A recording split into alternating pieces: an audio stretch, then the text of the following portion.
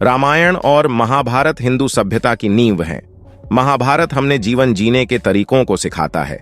महाभारत में एक से बढ़कर एक महारथी लोगों का जिक्र है, जिनमें से एक हैं कर्ण। लेकिन बहुत कम लोगों को पता है कि महाभारत के कर्ण का अंतिम संस्कार सूरत में किया गया। दानवीर कर्ण पांडवों की माता कुंती के सबसे बड़े पुत्र थे। कर्ण की जीवन गाथा के बारे में तो हमने बहुत सुना होगा, लेकिन क्या आपने कभी उनकी मौत के बारे में सुना है? जब महाभारत का युद्ध चल रहा था और अर्जुन कर्ण के बीच युद्ध चल रहा था, तब कर्ण के रथ का पहिया जमीन में धंस गया। तब कर्ण ने भीष्म पितामह के बनाए नियमों की बात करते हुए अर्जुन से कहा, हे अर्जुन, जब तक मैं रथ का पहिया नहीं निकाल लेता तब तक तुम मुझ पर आक्रमण नहीं करोगे। यह सुनकर अर्जुन रुक गया। तब भगवान कृष्ण ने कहा, हे अर्जुन, तुम क्यों रुके? तीर मारो। जब अर्जुन ने कहा कि वह युद्ध के खिलाफ है, तब भगवान कृष्ण ने याद दिलाया कि अभिमन्यु एक अकेले योद्धा से लड़ रहा था। दोस्तों, महाभारत काल में एक से बढ़कर एक शक्तिशाली योद्धा हुए थे। कर्ण, भीष्म, द्रोण जैसे योद्धा तो अकेले ही पूरी पांडव सेना को हराने की ताकत रखते थे, लेकिन अधर्म का साथ देने के कारण इन सब की मृत्यु हो गई।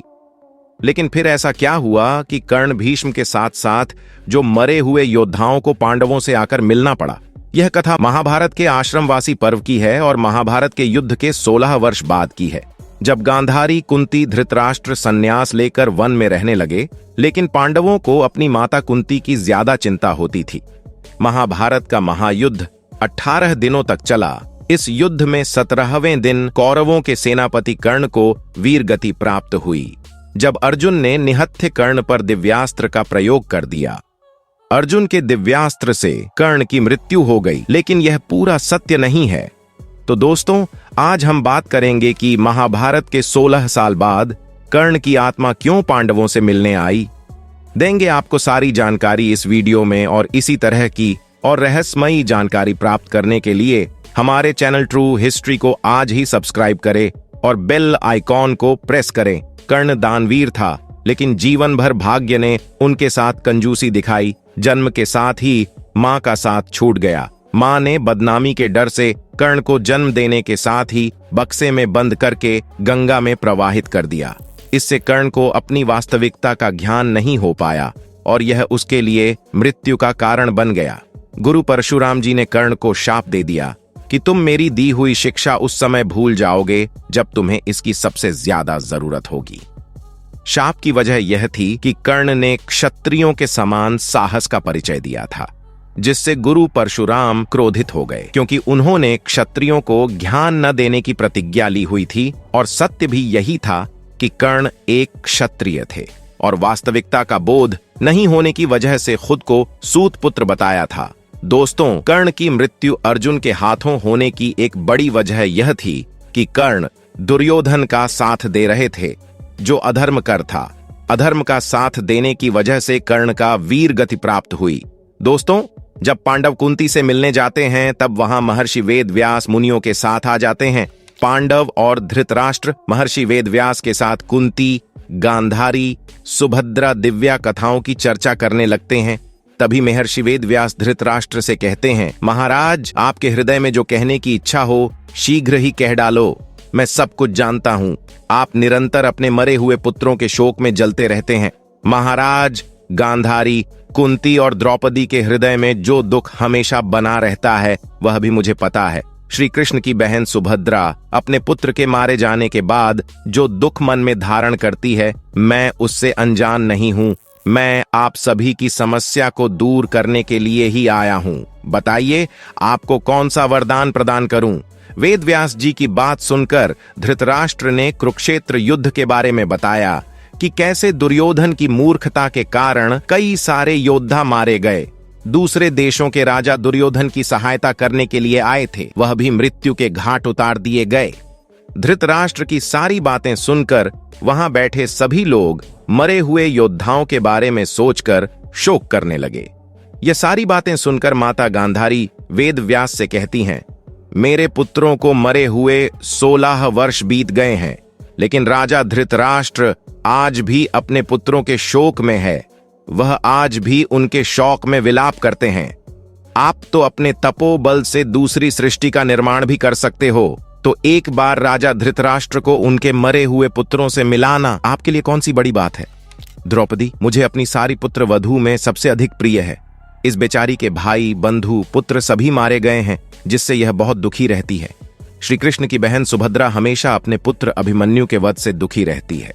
जब गांधारी ने यह कहा, तब कुंती ने अपने महातेजस्वी पुत्र कर्ण को याद किया। तब महर्षि वेदव्यास ने कुंती को देखा तो उन्होंने उनसे पूछा कि देवी, आप क्यों शोक में डूबी हो? कुछ कहने की इच्छा हो तो कहो।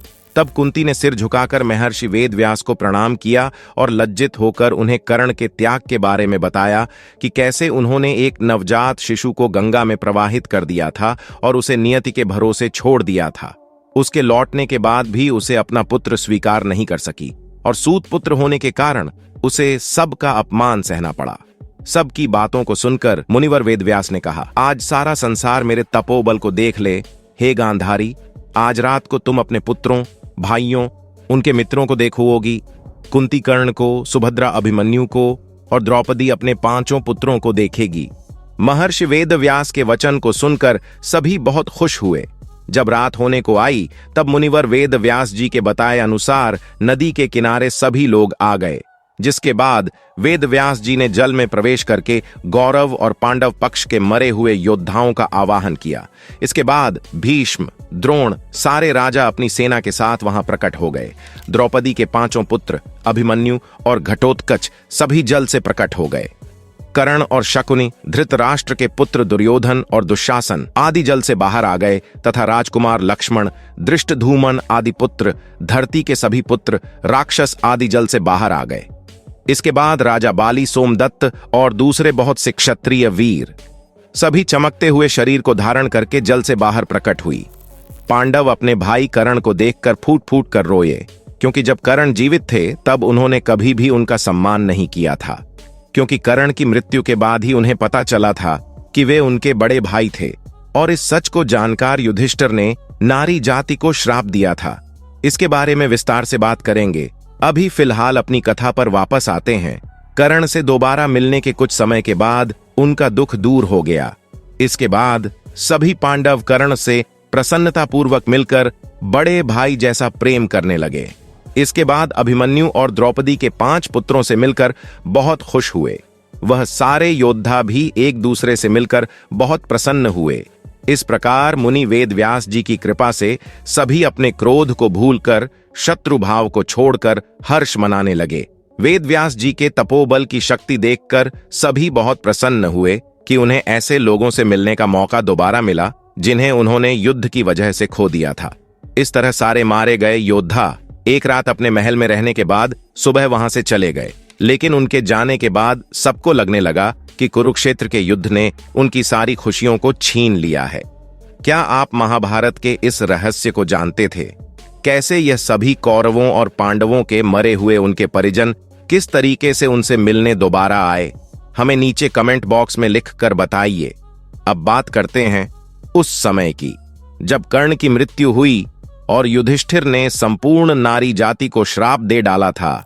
आखिर क्या था वो श्राप और क्यों दिया था? कुरुक्षेत्र के युद्ध के 70वें दिन कर्ण और अर्जुन में एक भयंकर युद्ध हो रहा था।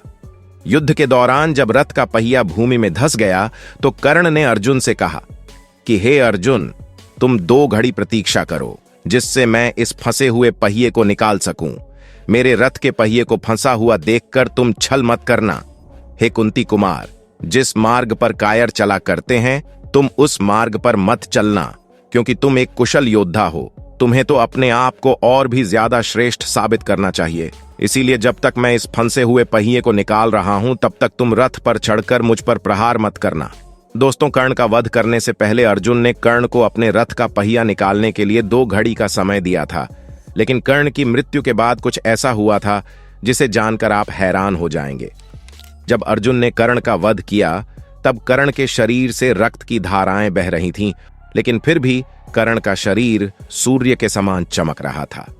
शेर की मृत्यु के बाद भी हिरण जिस तरीके से उसे देखकर भयभीत हो जाते हैं, उसी प्रकार कर्ण की मृत्यु के बाद भी उनके शरीर को देखकर पांडव भयभीत हो गए थे। तो दोस्तों, यदि हमारी आज की वीडियो पसंद आई हो तो एक लाइक करके दोस्तों, रिश्तेदारों में ज्यादा से ज्यादा शेयर करें। आगे भी ऐसे वीडियो देखते रहने के लिए चैनल को सब्सक्राइब कर दें। वीडियो के अंत तक बने रहने के लिए आपका बहुत बहुत धन्यवाद।